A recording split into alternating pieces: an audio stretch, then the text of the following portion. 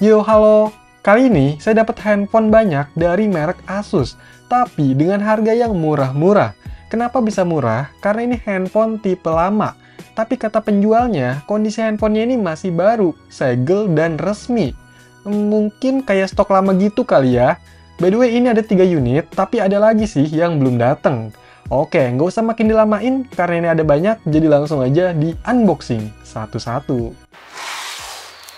Yang pertama nih, ada Asus Zenfone Go. Handphone ini dirilis sekitar tahun 2016, dengan harga waktu itu sejutaan kalau nggak salah. Memang ini udah termasuk handphone murah ya, dan sekarang makin murah lagi harganya, sekitar 300 ribuan aja. Kalau dari boxnya, ini memang kelihatannya barang resmi dari TAM, dan ada keterangan diimpor oleh PT Era Jaya. Tapi masih dibuat di Cina, dulu belum dirakit di sini kali ya. Di dalamnya, pertama ada unit dari handphonenya. Masih plastikan nih, ditaruh dulu. Lanjut, dapat kertas-kertas, yaitu panduan penggunaannya yang berbahasa Indonesia. Terus dapat jaminan atau garansinya ya, dari Asus Indonesia. Lumayan banyak nih service centernya. Dan ketinggalan nih, ada stiker IMEI-nya gitu. Terus masih dapat adaptor atau chargernya, dengan output 5,2 volt 1 ampere. Dan ada kabelnya yang masih micro USB. Tapi kabelnya ini lumayan tebel ya. Udah, nggak ada apa-apa lagi. Jadi itulah isi box dari Asus Zenfone Go. Lanjut, cek unitnya. Wah, desainnya ini ngingetin zaman-zamannya handphone Android Asus yang baru masuk ke Indonesia. Bawahnya ini nih yang jadi ciri khasnya. Kalau bentuk desainnya masih yang ngebulet-bulet melengkung, sesuai trennya waktu itu, tapi lumayan enak ya buat digenggamnya, dan masih kerasa compact.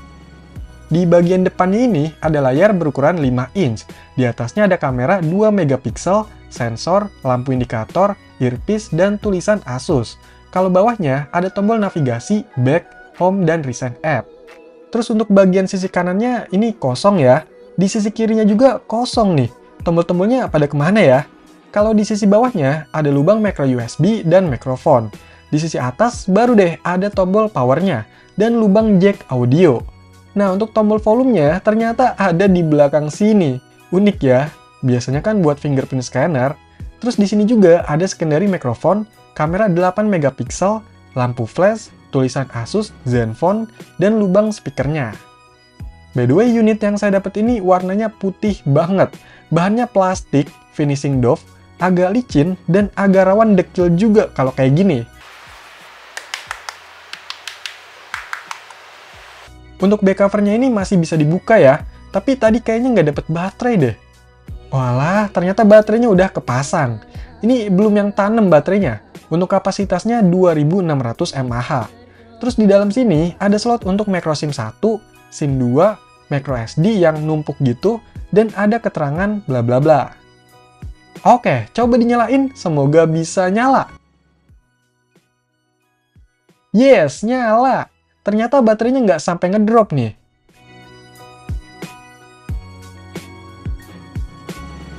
Coba di setup dulu ya.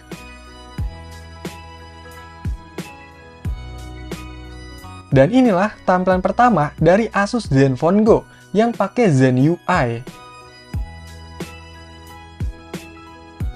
Kalau lihat dari pengaturannya, handphone ini modelnya Asus X00BD. Atau dengan versi ZB500KG.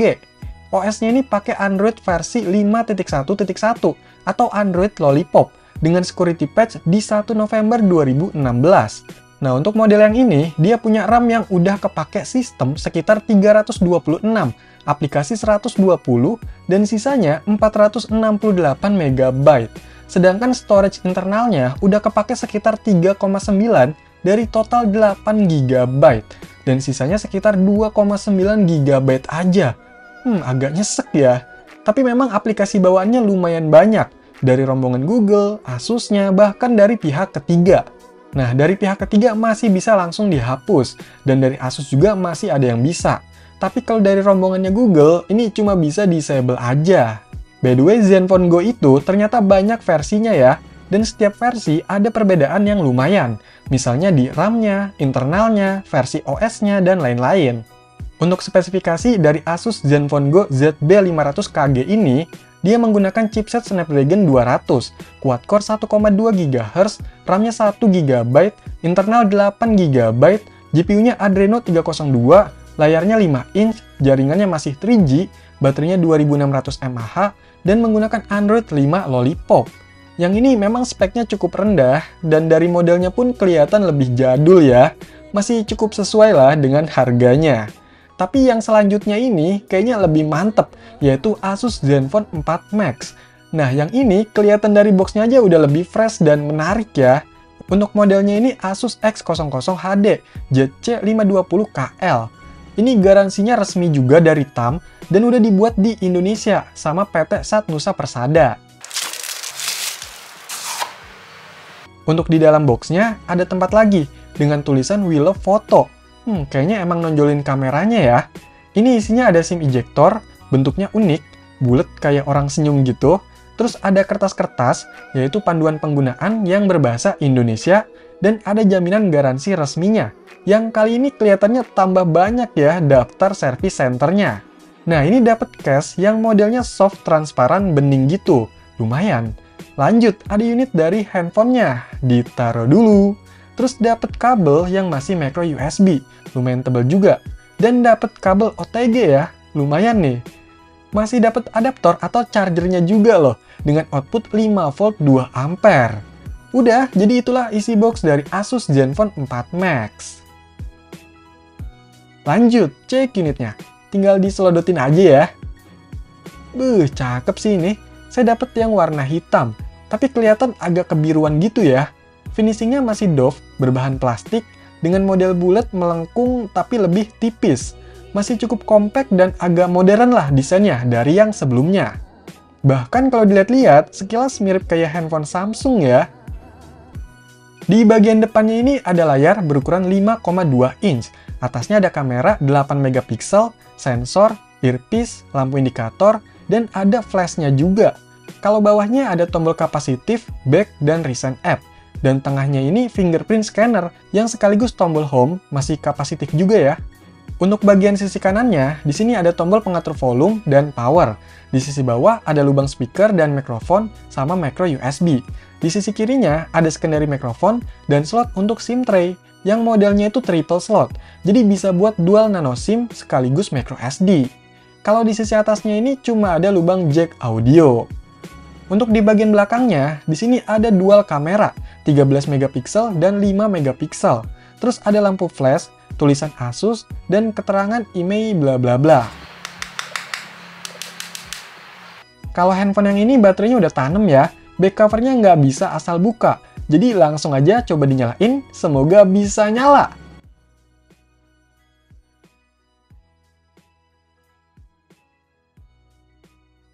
Kok nggak nyala ya?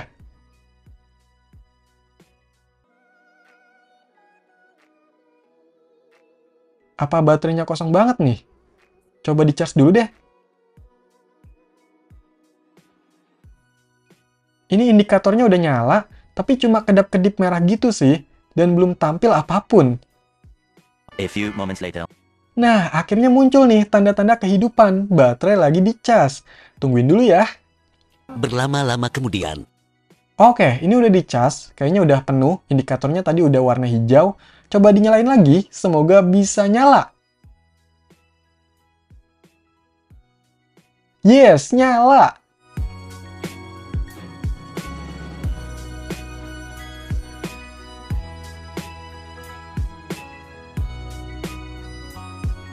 Wih, setupnya agak beda nih.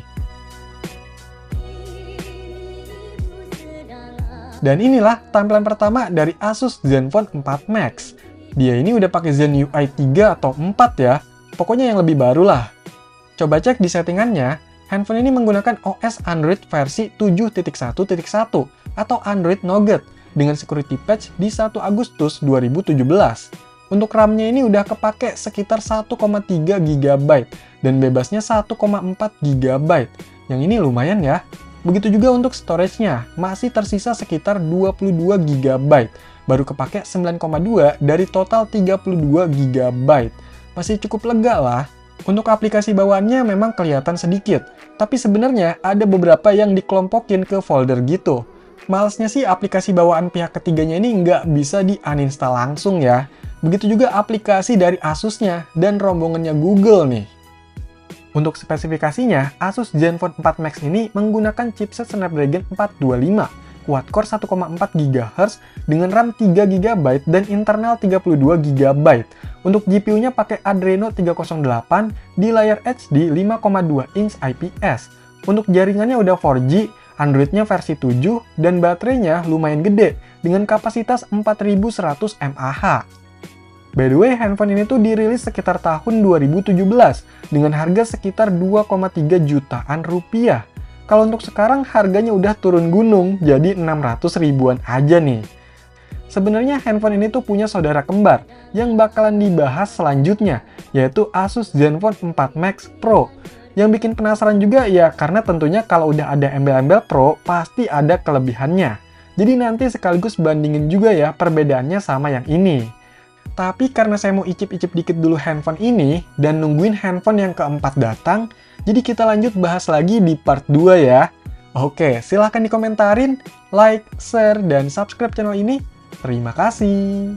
Tungguin part 2-nya ya.